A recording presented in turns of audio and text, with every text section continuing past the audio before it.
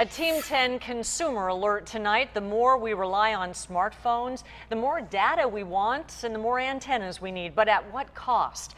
Workers say they're getting injured working on those antennas, and the constant push for more towers is putting them at risk. Team 10 troubleshooter Kristen Severin joins us. And Kristen, you talked to a San Diego company with a solution to keeping them safe. Yeah, there are 600,000 cell phone tower sites in the United States. They're everywhere, on the sides of buildings, streetlights, water tanks. But Team 10 learned thousands of those towers violate federal rules that are supposed to keep workers safe.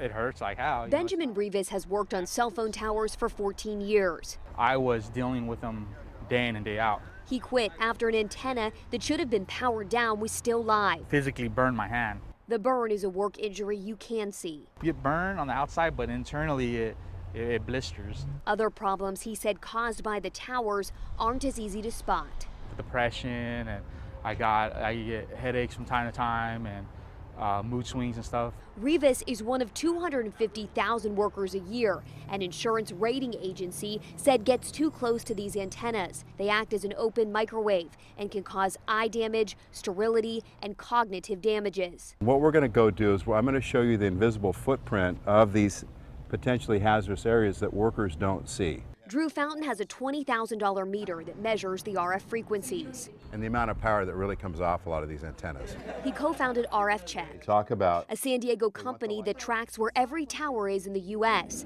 There's 22. An RF frequency over 20% can injure people. Over 100% can burn someone. We're over the limit for the workers. Cell phone tower workers, roofers, painters, anyone that comes in contact with the antennas. I got a 150 reading this morning. Many tower sites have these signs. Does anybody even see these?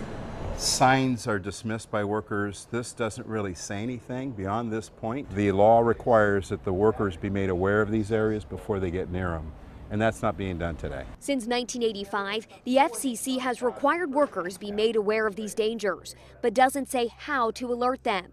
The FCC gave notice of a proposed rule change 2 years ago for the cell companies and site owners to figure out the how. Recognize what these are. Fountain said that hasn't happened. Phone providers are looking the other way and not protecting the little guy. From here to here is the RF danger zone. Fountain wants workers to know about these areas before they show up to any cell phone site. Fountain helped develop RF Check to do just that, the only comprehensive database of every wireless antenna in the nation. They're working with the FCC to get it used across the entire industry. Workers would check the tower sites before any job. RF Check would be paid for like E911. That's the fee we pay for emergency services, so you could see a few cents more on your cell phone bill, but they are still trying to figure out that exact amount. I'm Team 10 troubleshooter Kristen Severin. All right, Kristen.